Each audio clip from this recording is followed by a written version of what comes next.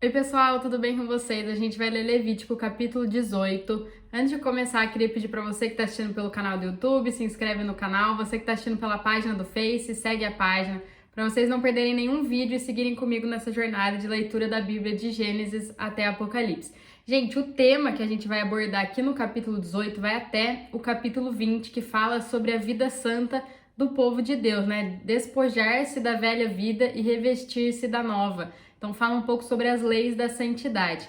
Se a gente for lá em Efésios, no capítulo 4, no versículo 17, até o capítulo 5, versículo 14, vai ajudar a gente a entender Levítico 18 até o Levítico 20 e vice-versa. A gente lendo aqui, a gente também consegue entender lá. Amém? E nessa passagem do Novo Testamento, o povo santo de Deus é exortado com relação ao seu modo de vida passado, né? Que para realmente matar o antigo homem e se revestir do novo homem, que foi criado segundo Deus na justiça e na santidade para levar uma vida santa como Deus é santo. Usando os termos aqui do Velho Testamento, o povo de Deus não deveriam viver como os egípcios entre os quais eles viveram, nem como os cananeus, né? Então era para realmente deixar o velho homem junto com o velho modo de vida e se revestir do novo homem junto com o novo modo de vida. Amém? Levítico de 18 até 20 fala muito sobre as ordenanças e estatutos, né, da lei.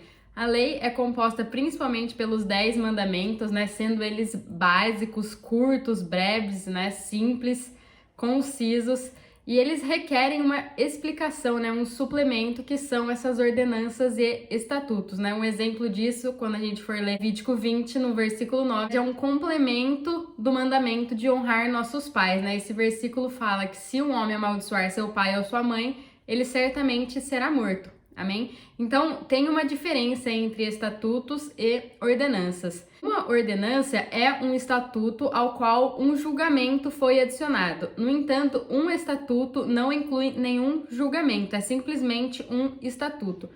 Em Levítico 18 a 20, a gente encontra preceitos que não contêm julgamento, e esses preceitos não explicam como julgar um caso particular, portanto, são estatutos. Agora, tem outros que incluem julgamentos e, portanto, devem ser considerados ordenanças. Amém? Vamos começar a leitura do capítulo que a gente vai entendendo um pouco mais sobre isso.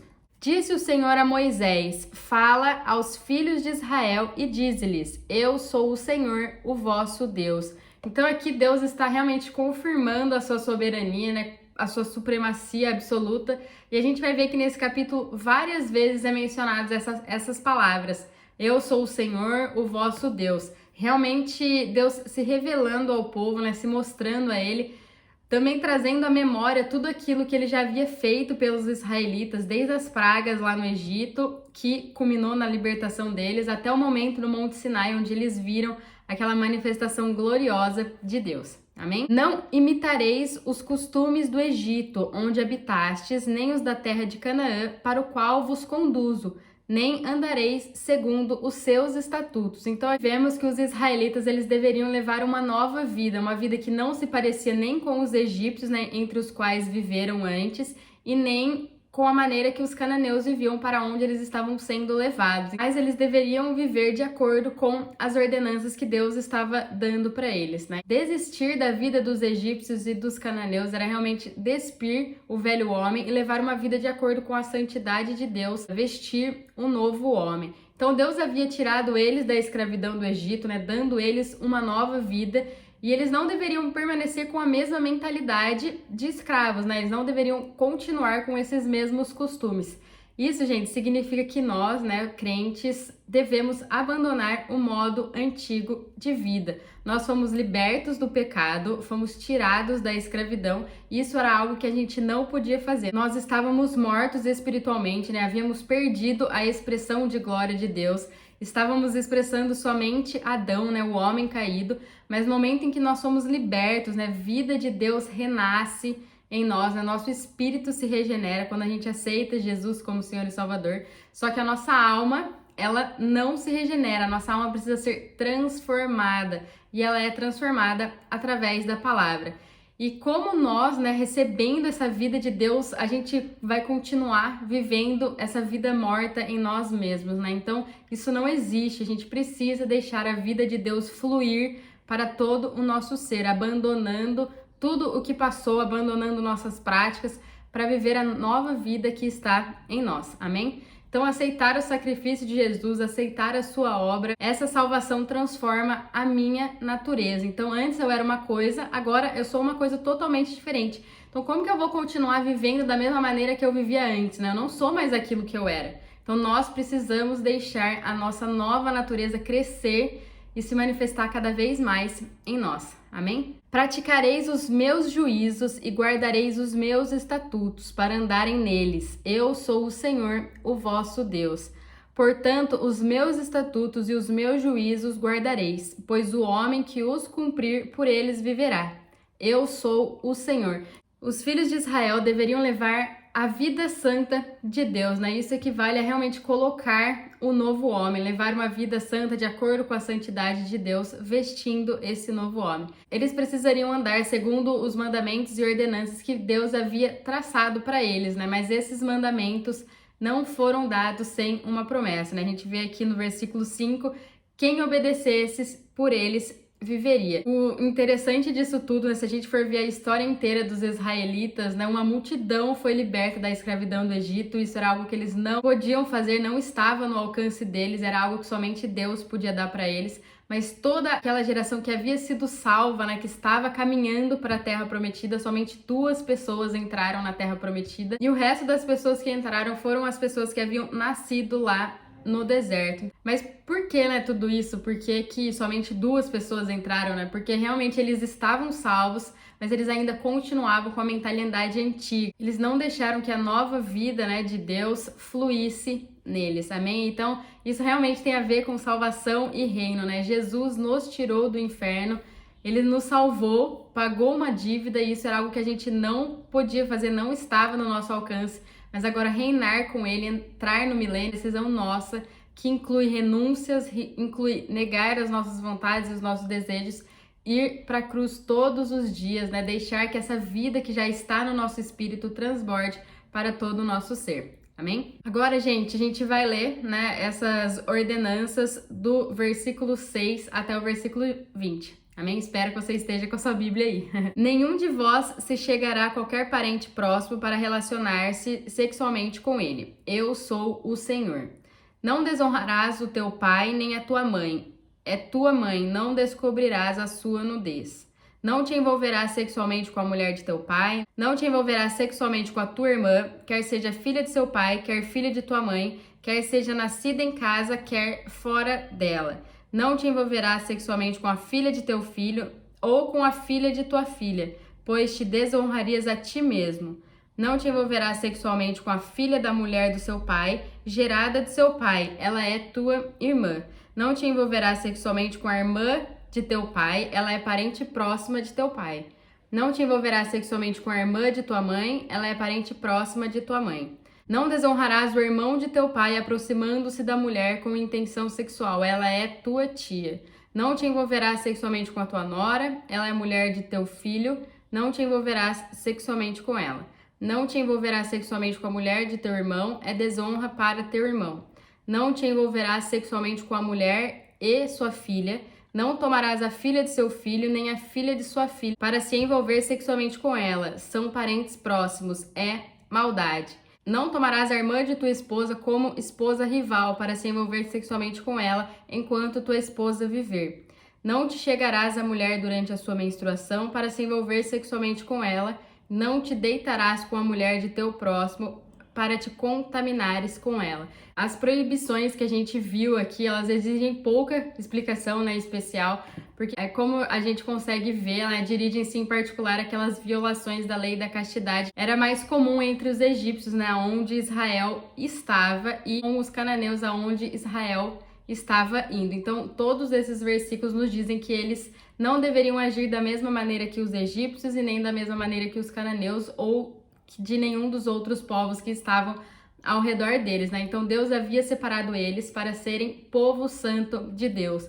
Assim como nós, né? A Bíblia lá em 1 Pedro, no capítulo 2, versículo 9, diz: Vocês, porém, são geração eleita, sacerdócio real, nação santa, povo exclusivo de Deus, para anunciar as grandezas daquele que os chamou das trevas para a sua maravilhosa luz.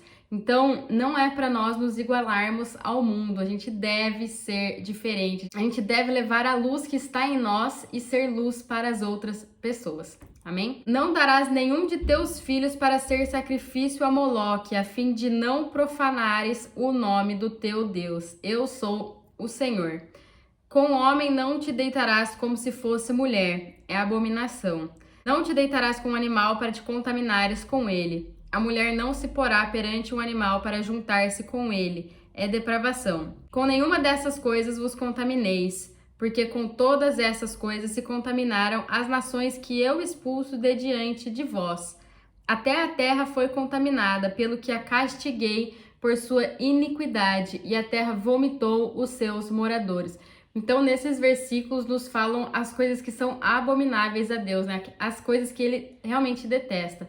Então, até a terra que foi contaminada, se a gente voltar lá para Gênesis, a gente vai ver que até a terra, a natureza, né, a nossa volta, ela caiu também com a queda. Antes, o homem no jardim estava desfrutando da graça de Deus, comendo e vivendo aonde ele não havia plantado e nem construído. Mas quando a morte entra num lugar que tem vida, a morte precisa sair, né? E a gente pode sim enxergar isso como um ato de amor e de bondade da parte de Deus, porque se o homem continuasse naquele lugar e comesse da árvore da vida estando morto espiritualmente, ele morreria eternamente e não teria mais a redenção para ele, amém? E à medida que vai acontecendo, né, essa queda do homem, a rebelião, a terra vai caindo junto. Primeiro o homem desfrutava da graça, depois o homem foi expulso do jardim e ele precisaria plantar para colher. Depois, quando Abel morre, né, quando ocorre esse primeiro homicídio, o seu sangue inocente cai na terra e ela começa a ficar sem força e por aí vai. Mas vós guardareis os meus estatutos e os meus juízos. Nenhuma dessas coisas fareis, nem o natural, nem o estrangeiro que peregrina entre vós. Pois todas essas abominações foram cometidas pelos homens que habitaram esta terra antes de vós, e a terra foi contaminada. Não vos vomite a terra pelo fato de a haverdes contaminado, como vomitou o povo que nela estava antes de vós. Então, aqui, né, tá nos dizendo que eles deveriam fazer diferente do que o resto, né? Porque agora eles eram povo de Deus, eles não eram mais iguais às outras nações. E isso também era uma escolha dele. Deus fala o que eles deveriam fazer, agora quem escolhe se vai fazer ou não são eles. E isso também acontece com a gente. Amém? Todo aquele que praticar algumas dessas abominações será eliminado do seu povo. Portanto, guardareis o meu mandamento, não praticando nenhum dos costumes abomináveis que se praticavam antes de vós, e não vos contamineis com eles. Eu sou o Senhor, o vosso Deus. Então aqui realmente tem uma exortação da parte de Deus, né? Um aviso. Todos aqueles que vierem a praticar essas coisas seriam eliminados do povo. Assim como no versículo 5 ele prometeu que se todos os que cumprissem essas ordenanças viveriam.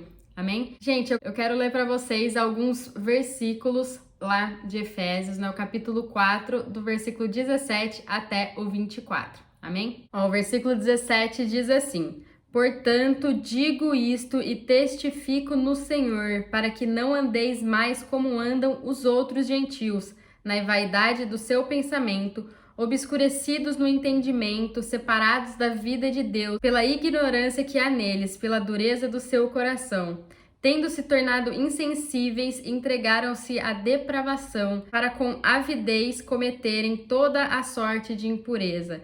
Vós, porém, não aprendestes assim a Cristo, se é que o ouviste e nele fostes ensinados, conforme é a verdade em Jesus.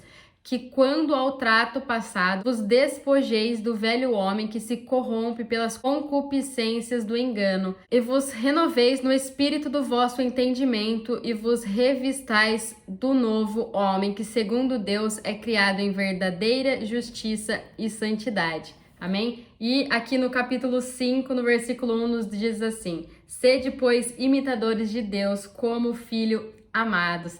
Então nós devemos ser imitadores de Cristo e não devemos imitar as coisas deste mundo. Então depois vocês leiam aqui Efésios, né, do capítulo 4, versículo 17 até o capítulo 5, versículo 14. Se quiser também ler até o versículo 21, vai agregar muito na vida de vocês e fazer com que a gente compreenda completamente o que a palavra de Deus está querendo nos dizer aqui. Amém? Então, realmente, que esse capítulo, tanto de Levítico 18 como essa parte aqui de Efésios, sirvam de lição para nós, né? Onde cada vez mais a gente não busque nos amoldar a este mundo ou parecer com o mundo, né? Porque nossa natureza não é mais daqui, a gente não é o que a gente era, né? A gente não é mais seres humanos caídos, agora a gente tem vida de Deus em nós e vida em abundância, e essa vida precisa fluir, precisa transbordar para expressarmos cada vez mais Cristo. Então, o que a gente precisa ter em mente é que nós já somos salvos e nada, nem ninguém, nem mesmo a gente consegue perder a salvação, porque isso não depende de nós, é a obra redentora de Jesus, é o sacrifício dele.